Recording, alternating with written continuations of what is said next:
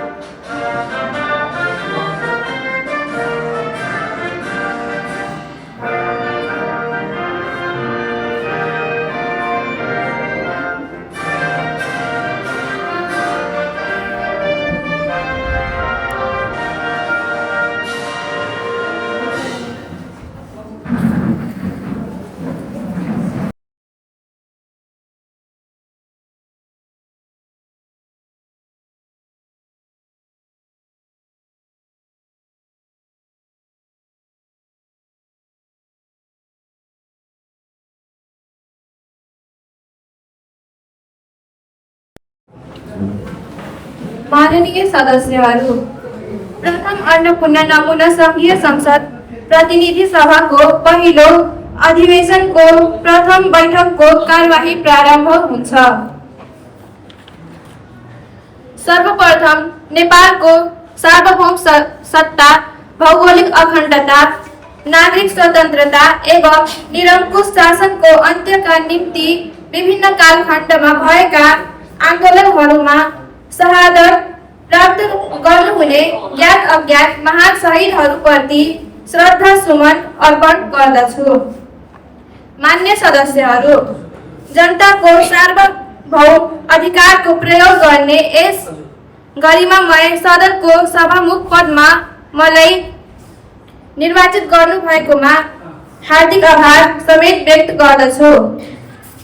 माननीय सदस्यहरू, अब आजको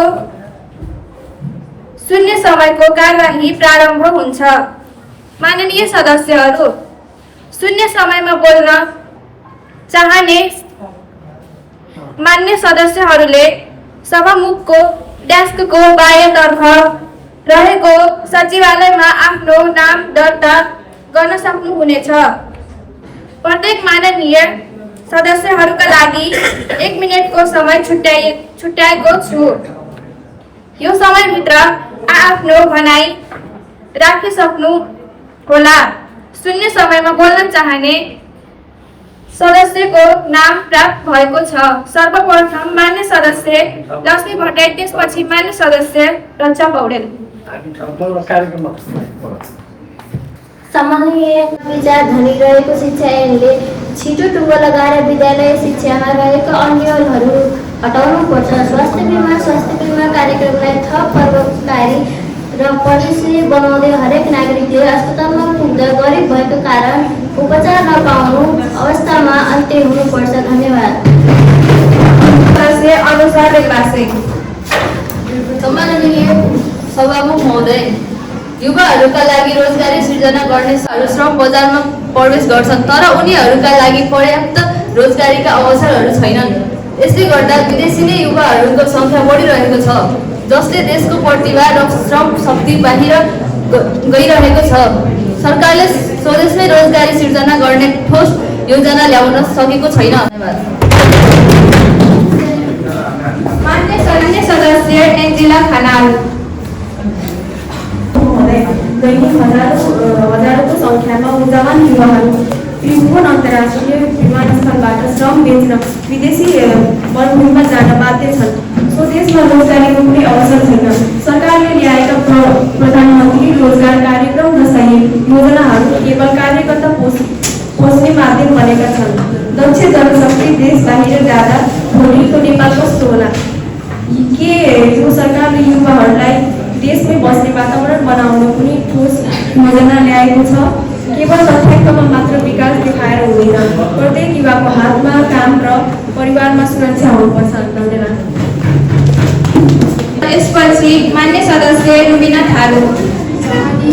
कि यो देशमा सरकार छ, बजारमा दैनिक उपभोग्य वस्तुको मूल्य आकाशिएको छ।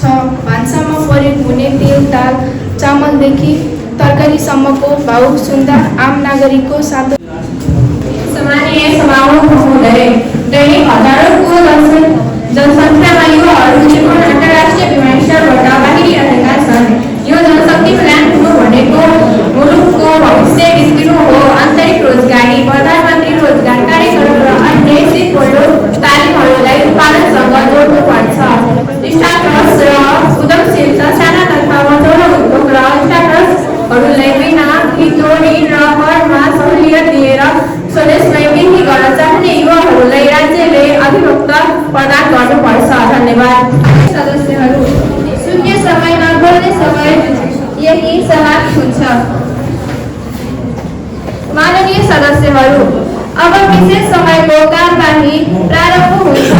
विशेष समयमा बोल्न चाहने मान्य सदस्यहरूले सभामुखको डेस्कको बायाँतर्फ रहेको सचिवालयमा आफ्नो नाम दर्ता गर्न सक्नुहुनेछ।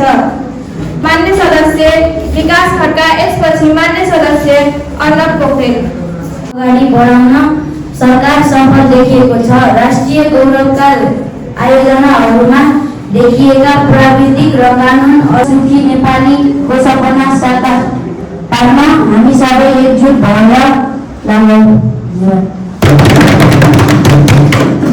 मान्य सदस्य अर्नब पोखरेल, यसपछि मान्य सदस्य गुन्जान राव। सम्माननीय सभामुख महोदय, देश विकासको लागि पूर्वधार महत्त्वपूर्ण हुन्छ। रुचि खानेपानी आयोजनाको निर्माण लागत र समय कति बढेको छ त्यो हामी सबैलाई थाहा छ। सडक निर्माण होस् वा पुल निर्माण, ठेक्का कम्पनीहरूले वर्षौंसम्म काम सम्पन्न गर्दैनन्। सम्पन्न भएका कामहरू पनि केही समय बिग्रिन्छन्। सरकारले यसरी ऋण सृष्टि गर्ने र गुणस्तरहीन काम गर्ने ठेक्का कम्पनीहरूलाई किन कारवाही गर्दैन? बरु उल्टै पटक पटक म्याद थपेर राज्यको ढुकुटी दोहन भइरहेको छ। सम्माननीय सभामुख महोदय, देशको भविष्य निर्धारण गर्ने शिक्षा क्षेत्र आज गम्भीर सङ्कटमा छ। शिक्षा मन्त्रालयको तथ्याङ्क अनुसार सहरी क्षेत्रका विद्यालय र ग्रामीण क्षेत्रका विद्यालयबीच शैक्षिक गुणस्तरमा आकाश जमिनको फरक छ।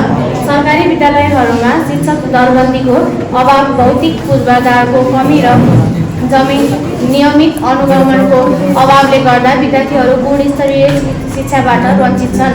विद्यालय शिक्षा राष्ट्रिय प्रतिवेदन 2078 अनुसार कक्षा 5 मा पुगेका विद्यार्थीहरूमध्ये 40% भन्दा बढीले अझै पनि सामान्य वाक्य पढ्न सक्दैनन्। यो हाम्रो शिक्षा प्रणालीको कस्तो विडम्बना हो। एकातिर महँगा निजी विद्यालयहरूमा पहुँच हुनेले राम्रो शिक्षा पाइरहेका छन् भने अर्कोतिर लाखौँ बालबालिकाहरू आधारभूत शिक्षाको समेत अभाव झेलिरहेका छन्।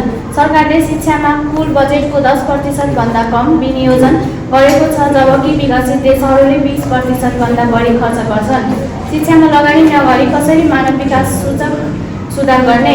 म सभामुख महोदय मार्फत सरकारलाई आग्रह गर्दछु, शिक्षामा लगानी बढाउनुहोस्, सरकारी विद्यालयको गुणस्तर सुधार गर्नुहोस् र शिक्षामा रहेको असमानता हटाउन ठोस नीति र कार्यक्रम ल्याउनुहोस्। देशको भविष्य बनाउने हो भने आजै शिक्षामा ध्यान दिनै पर्छ। सरकारलाई प्रश्न गर्न चाहन्छु, देशको स्वाभिमान र राष्ट्रिय हित रक्षाका लागि सरकारको कूटनीतिक रणनीति के छ? सामान्य सभामुख महोदय, वर्तमान सरकारले सुशासनको क्षेत्रमा चालेका साहसिक कदमहरूको प्रशंसा गर्न गएको छु। सरकारले कोही पनि कानुनभन्दा माथि छैन भन्ने भाष्य स्थापित गरेका छन्। देशका ठुला घोटालाका प्रकरणहरूमा निष्पक्ष रहेर अनुसन्धान गर्ने निकायलाई आफ्नो काममा स्वतन्त्र छाडेर साँच्चै सरकारले अपराधीहरूलाई कठघरामा पुर्याउन कुनै कसर बाँकी राखेको छैन। यसले जनतामा राज्यप्रति गुमेको विश्वास पुनः जगाएको छ। भ्रष्टाचारको जालो नटोडेसम्म देश अघि बढ्न सक्दैन भन्ने प्रधानमन्त्रीज्यूको हर सङ्कल्पलाई म पुरा समर्थन गर्दछु र यो अभियान नरोकी अगाडि बढाउन आग्रह गर्दछु। सरकार यसै गरी जवाफदिही, उत्तरदायी र संविधानप्रति प्रतिबद्ध रहेर अगाडि बढिरहोस्। प्रतिपक्षले आफ्नो विरोध खुट्टा र आक्रोश जतिसुकै मुखरित भएर प्रस्तुत गरे तापनि सरकारले नागरिकप्रति उत्तरदायी रहेर आफ्ना कदमहरू होसियारीपूर्वक सुशासनको पक्ष र विकासको पक्षमा निरन्तर अगाडि बढाइरहोस्। सत्ता पक्ष सांसदको हैसियतले प्रधानमन्त्रीज्यूको नेतृत्व गरिरहनु भएको यो सरकारले सुशासनका पक्षमा, समृद्धिका पक्षमा र विकासका पक्षमा चालेका कदमहरूको मुक्त कण्ठले प्रशंसा समेत गर्दछु। धन्यवाद। यसपछि मान्य सदस्य अनमोल घौडे।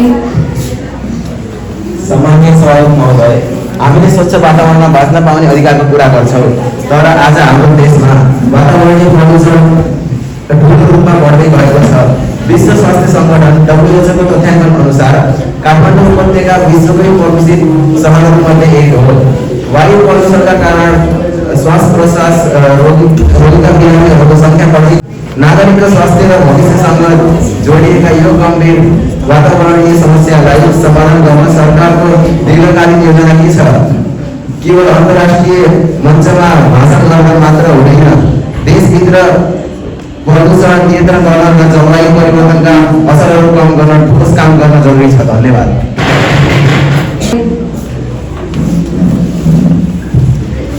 भ्रष्टाचारका फाइलहरू खुल्दा कतिपय छटपटी भएको होला, तर आम जनता भने उत्साहित छन्।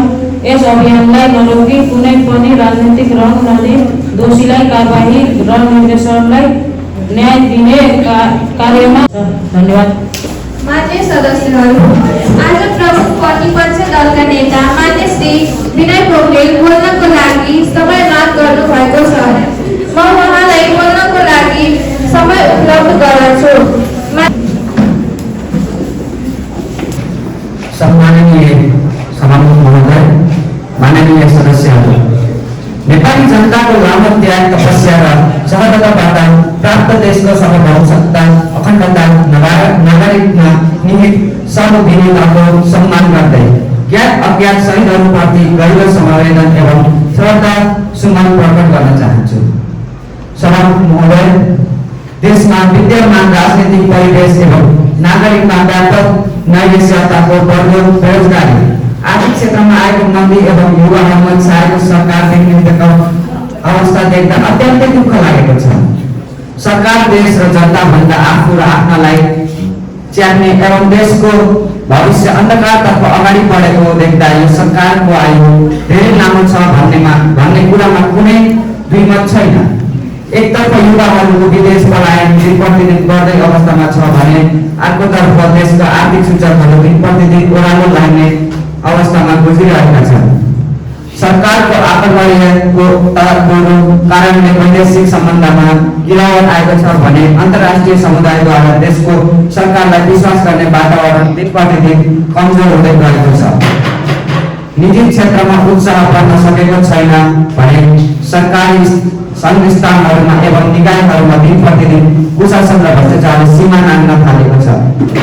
शिक्षा, स्वास्थ्य, रोजगारी जस्ता राज्यका अनिवार्य दायित्वमा सरकार चुक्दै गएको छ भन्ने सार्वजनिक शिक्षा व्यवस्था दिन प्रतिदिन ओह्रालो लाग्ने अवस्थामा छ। औषधिको चर्को मूल्य वृद्धि छ। यातायातमा उस्तै बिचौलियाहरूको हालिमुहाली छ। बिचौलियाहरूको हालिमुहालीले नागरिकहरूमा नैराश्यताको मात्र होइन, असाध्यै ठुलो विपरीत सिर्जना भएको छ। न्यायालयले शिक्षा क्षेत्र, संवैधानिक निकायहरू एवं सरकारको उच्च स्तरीय विभागहरूमा बढेको कुशासन एवं नागरिकहरूले सार्वजनिक सेवा प्रवाहमा पाएको हैरानी र प्रशासनमा आएको गुणस्तरीय नीतिको कारणले यो सरकारप्रति न नागरिक विश्वास छ न त अन्तर्राष्ट्रिय कूटनीतिक नियममै विश्वास बाँकी छ। त्यसैले गरिमाय सदनबाट सम्माननीय सभामुख मार्फत सम्माननीय प्रधानमन्त्रीजीले प्रश्न गर्न चाहन्छु। अभिभावकीय भूमिका निर्वाह गर्नुपर्ने नागरिकले किन अभिभावक विहीनताको स्थिति भोग्नु परिरहेको छ? सभामुख महोदय, आज म यस गरिमाय संसदमा उभिएर नेपाली जनताको आवाज बोल्दैछु। ती जनता जसका आशा र सपनाहरू वर्तमान सरकारको आक्रमण र दिशाहीनताको जालमा भिडिएका छन्। आज देश प्रत्येक गल्ली, चोक र घरमा एउटै प्रश्न गुन्जिरहेको छ कि यही दिनका लागि हामीले सङ्घर्ष गरेका थियौँ कि यही व्यवस्थाका लागि हाम्रा पुर्खाले बलिदान दिएका थिए? म यहाँ तथ्याङ्कका साथ सरकारका कमजोरीहरू उजागर गर्न आएको छु। सभामुख महोदय, सुरुमा सरकारको सुशासन र भ्रष्टाचारबारे कुरा गरौँ। यो सरकार सुशासनको रटन लगाउँछ तर व्यवहारमा कुशासनको प्रयोग बनेको छ।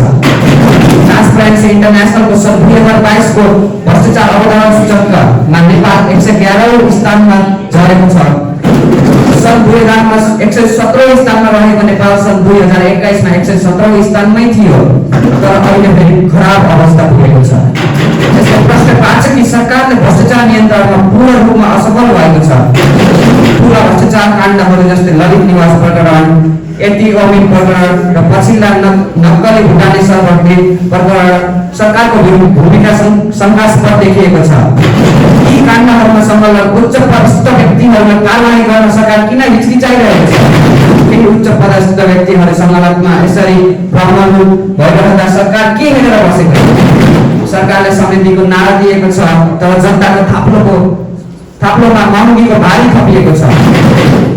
नेपाल राष्ट्रिय ब्याङ्क तथ्याङ्क अनुसार उपभोक्ता मुद्रास्फीति दर सन् 2023 को मे महिनामा 7.41% पुगेको छ, जुन अघिल्लो वर्ष सोही अवधिको तुलनामा निकै बढी हो।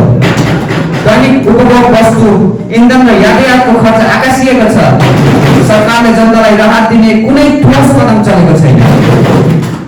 नेपाल कृषि प्रधान देश भए पनि सरकारले कृषि क्षेत्रलाई अपेक्षा गरेको छ। किसानले समयमा मल, बिउ र सिँचाइको सुविधा पाएका छैनन्। कृषि मन्त्रालयको तथ्याङ्क अनुसार गत वर्ष रासायनिक मलको अभाव कारण धान उत्पादन 2.5% कमी आएको थियो।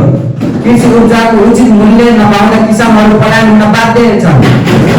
सरकारले हरेक वर्ष हजारौं रोजगारी सृजना गर्ने दाबी गर्छ तर वास्तविकता भव्य छ। राष्ट्रिय योजना आयोगका तथ्याङ्क अनुसार वार्षिक करिब 5 लाख युवाहरू श्रम बजारमा प्रवेश गर्छन्। रोजगारी तर देशभित्र मुस्किलले 1 लाख रोजगारी सृजना हुन्छ। बाँकी युवाहरू विदेशिने बाध्य छन्। वैदेशिक रोजगार विभागको तथ्याङ्क अनुसार हरेक दिन औसतमा 2000 भन्दा बढी युवाहरू रोजगारीका लागि विदेश जान्छन्। यसले देशको जनसाङ्ख्यिक संरचनामा गम्भीर असर पारेको छ र रेमिटान्स आधारित अर्थतन्त्र जोखिम बढेको छ। राष्ट्रियताको सवालमा यो सरकार लम्पसार परेको छ। हाम्रा सिमानाहरू बिचिएका छन् तर सरकार मौन छ। लिमिया, धुर, लिपुलेक र कालापानी लगायत क्षेत्र हाम्रो भूमिमाथि भएको अतिक्रमणका बारेमा सरकारले ठोस कूटनीति पहल गर्न सकेको छैन। विदेशी हस्तक्षेप बढ्दै गएको छ तर सरकार राष्ट्रिय स्वाभिमानको रक्षा गर्न चुकेको छ। शिक्षा र स्वास्थ्य जस्ता आधारभूत क्षेत्रहरू पनि सरकारको असफल भएको छ। सरकारी विद्यालयहरू शैक्षिक गुणस्तर खसिएको छ। सार्वजनिक अस्पतालहरूमा सामान्य औषधि र उपकरणको अभाव छ। ग्रामीण भेगका जनताले अझै पनि आधारभूत स्वास्थ्य सेवा पाउन सकेका छैनन्। कोभिड-19 महामारीका बेला स्वास्थ्य क्षेत्रमा कमजोर पूर्वाधार र सरकारको तयारी अभाव छलङ्ग भएको थियो।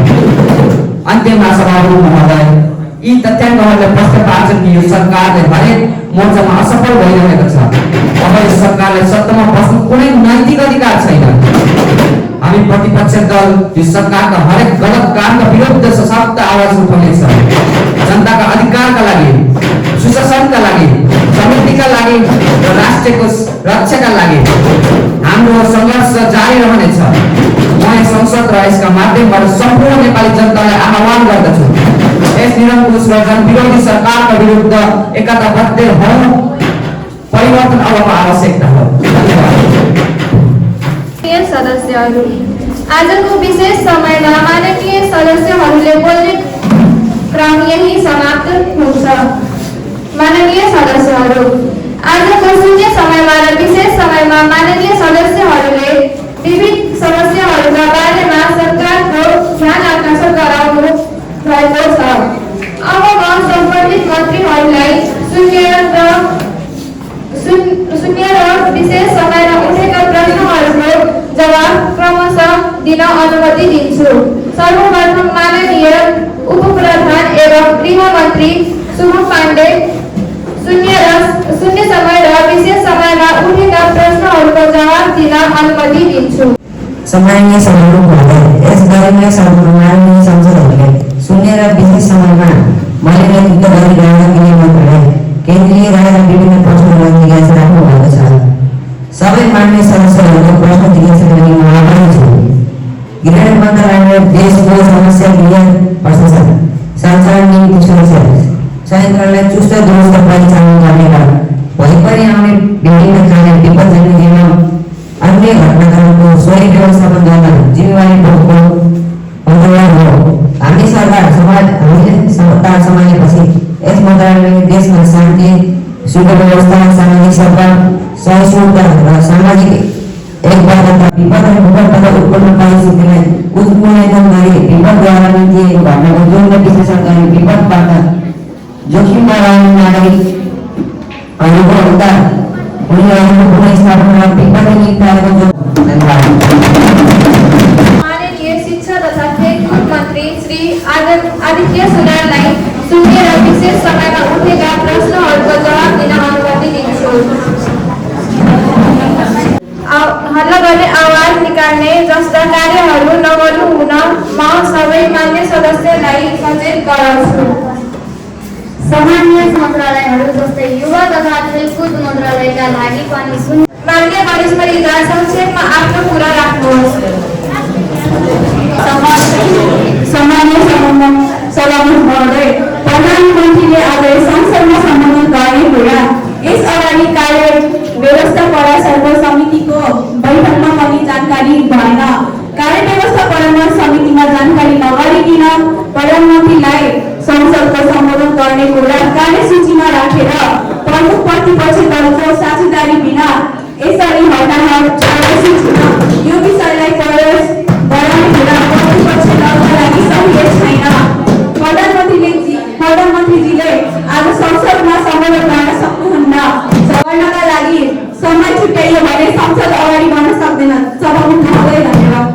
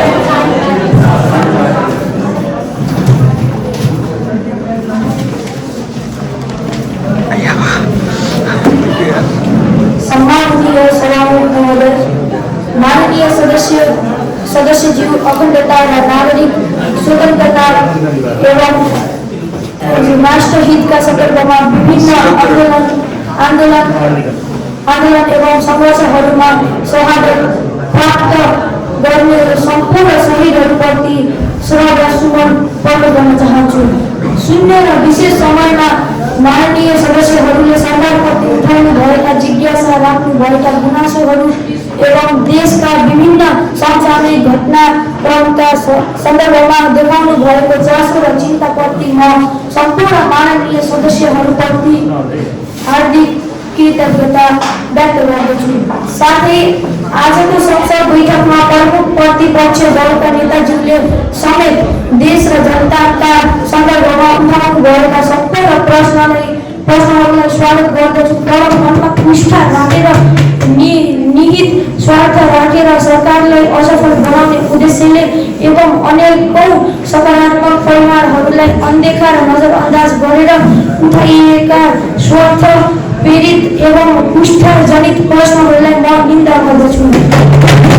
पछिल्लो समय मेरो नेतृत्वमा सरकार गठन भए पश्चात नेपालमा भएका आमूल परिवर्तनहरू अर्थतन्त्रमा आएको सकारात्मक परिमाणहरू एवं देशका बहुपक्षीय विषयहरूमा भएका आमूल विकासले प्रतिपक्ष दलले आफ्नो एजेन्डा तय गर्न नसकेपछि सरकारको विरोध गर्ने र नागरिकहरूमा नैराश्यता फैलाउने यो कुनै पनि राजनीतिक दलका लागि सही मार्ग होइन। तसर्थ यसरी कुप्रचार गर्ने र नागरिकहरूमा भोट फैलाउने काम कदापि पनि असल नियतले गरेको मान्न सकिँदैन। 4 वर्षमा देशभरि 2500 किलोमिटर नयाँ कालोपत्रे सडक निर्माण गरिएको छ।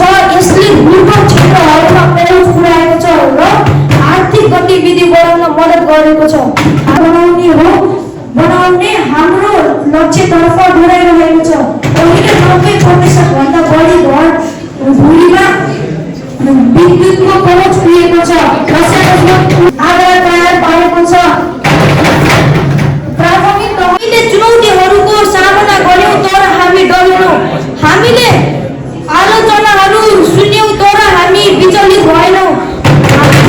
हाम्रो दृढ संकल्प र जनताको समर्थनले हामीलाई अगाडि बढ्न प्रेरित गर्यो। आउनुहोस् हामी सबै मिलेर यो सकारात्मक परिवर्तनको लहरलाई अगाडि बढाउँ। निराशा होइन, आशको दियो बालेर, आलोचना होइन, रचनात्मक सुझाव दिएर हामी सबै एक भएर समृद्धि नेपालको निर्माणमा जुटौँ।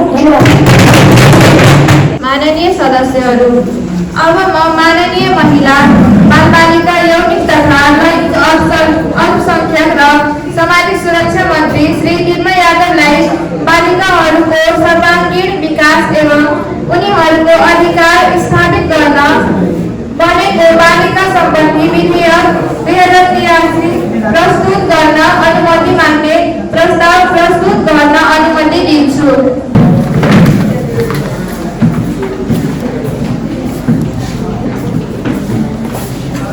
सम्मानीय सभामुख महोदय, अनुमतिले बालबालिकाहरूको सर्वाङ्गीण विकास एवं उनीहरूको अधिकार स्थापित गर्न बनेको बालिका सम्बन्धी विधेयक 2082 लाई प्रस्तुत गर्न अनुमति माग्ने प्रस्ताव प्रस्तुत गर्दछु। धन्यवाद। माननीय सदस्यहरू, उक्त विधेयकलाई प्रस्तुत गर्ने अनुमति माग्ने प्रस्तावमाथि प्रतिनिधि सभा नियमावली 2083 को नियम 105 बमोजिम कुनै पनि विरोधको सूचना प्राप्त नभएकोले बालिकाहरूको सर्वाङ्गीण विकास गर्न उनीहरूको अधिकार स्थापित गर्न बनेको बालिका सम्बन्धी विधेयक 2083 लाई प्रस्तुत गर्न अनुमति प्राप्त भएको म घोषणा गर्दछु। माननीय सदस्यहरू, अब म महिला, बालबालिका तथा ज्येष्ठ नागरिक मन्त्री निर्मल यादवलाई बालिकाको सर्वाङ्गीण विकास एवं उनीहरूको अधिकार स्थापित गर्न बनेको बालिका सम्बन्धी विधेयक 2083 लाई प्रस्तुत गर्न अनुमति दिन्छु। लैङ्गिक एवं विभिन्न सांस्कृतिक दमनबाट उत्पीडनमा परेका बालबालिकाहरूको सर्वाङ्गीण विकासलाई मध्यनजर गर्दै उनीहरूको शारीरिक, मानसिक, आर्थिक एवं सामाजिक उन्नतिलाई ध्यानमा राख्दै बालबालिकाहरूको सन्दर्भमा बनेका विभिन्न राष्ट्रिय अन्तर्राष्ट्रिय कानुनहरूलाई एकीकृत गर्दै बालिका सम्बन्धी विधेयक 2083 मा कुनै संशोधन प्रस्ताव नपरेकोले अब म उक्त विधेयक छलफलका लागि निर्णयार्थ प्रस्तुत गर्छु। विधेयकको सैद्धान्तिक छलफलमा भाग लिन चाहने मान्य सदस्यहरूको नाम प्राप्त हुन आएको छ। सर्वप्रथम मान्य सदस्य दिव्य थारू, यसपछि मान्य सदस्य आश्रित छेत्री। सम्मानीय सभामुख महोदय, प्रस्तुत विधेयकमा छलफल गर्नुपर्ने धेरै कुराहरू छन्। हाम्रो पार्टीले समितिमा दफा छलफलको क्रममा पनि धेरै कुरामा बिन्ती जनाएको हो। त्यो कुरा प्रतिवेदनमा पनि उल्लेख छ। पहिलो कुरा बाल विकास संरक्षण सम्बन्धी ऐन 2075 र यो ऐनका धेरै कुरा एउटा प्रश्न बाँच्ने खालका छन्। यसको वास्तवमा उल्लेखित उद्देश्य र विधेयकको भित्री कुराको मिलन भएकै छैन। बाल विकास संरक्षण ऐनले सम्बोधन गरेका कुरा ल्याएर यो नयाँ ऐन बनाउन किन परेको? सम्मानले कानुनी विधि शास्त्रको दृष्टिकोणबाट पनि यो विधेयकले आफ्नो उद्देश्य पूरा गरेकै छैन। धन्यवाद।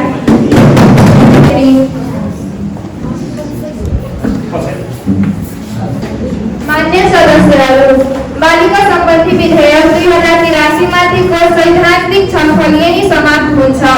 अब म उक्त विधेयक पारित गर्न सभा समक्ष निर्णयार्थ प्रस्तुत गर्दछु। उक्त विधेयकको पक्षमा हुने मान्य सदस्यहरूले